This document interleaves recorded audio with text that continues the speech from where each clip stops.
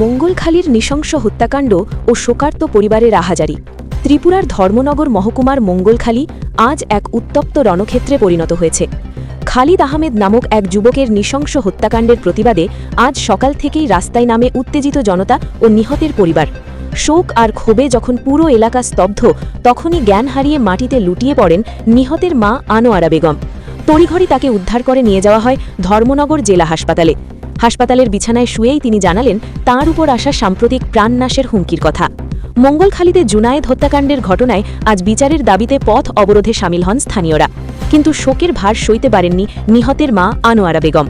আন্দোলনের মাঝেই তিনি সংজ্ঞাহীন হয়ে পড়লে ফায়ার সার্ভিসের কর্মীরা তাকে উদ্ধার করে হাসপাতালে ভর্তি করেন।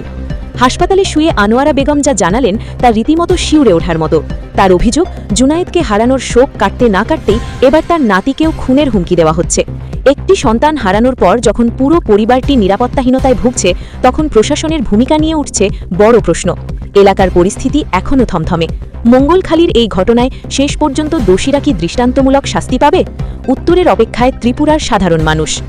আজকে আমরা দেখেছিলাম আপনি আন্দোলনে ছিলেন, এখানে রাস্তা অবরোধে ছিলেন। অবশেষে হঠাৎ আপনাকে ফায়ার সার্ভিস হসপিটালে নিয়ে আসলো। মূলত কী কারণে আপনাকে ফায়ার সার্ভিস নিয়ে আসলো, বা আপনার কী অবস্থা ছিল তখন? আমার একটা ছেলে আর একটা ছেলে নিয়ে তো আমি এমন পর্যন্ত কোনো নিরাপত্তা পাইছি না।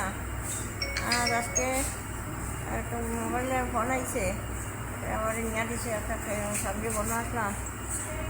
এলো কইছে কয় বস্তা পুরো ধরাই দিলাইছে করি দুইটা ছেলে খাইছি, আর যেটা রয়েছে এটা তো খাই ফেলাই। আমার কি হচ্ছে হইতে নাই, কিংবা গলিয়া হচ্ছে এখন হসপিটাল থেকে দেখতে পারি হসপিটাল।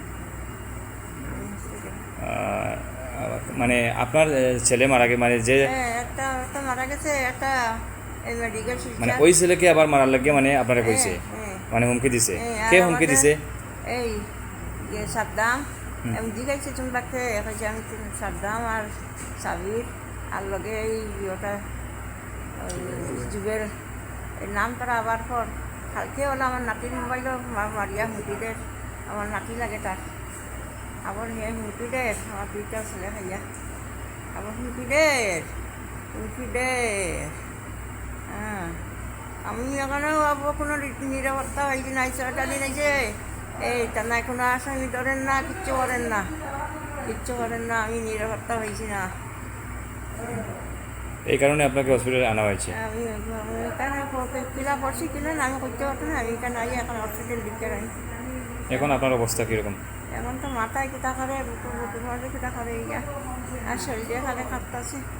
আপনার নাম? আনোয়ারা বেগম।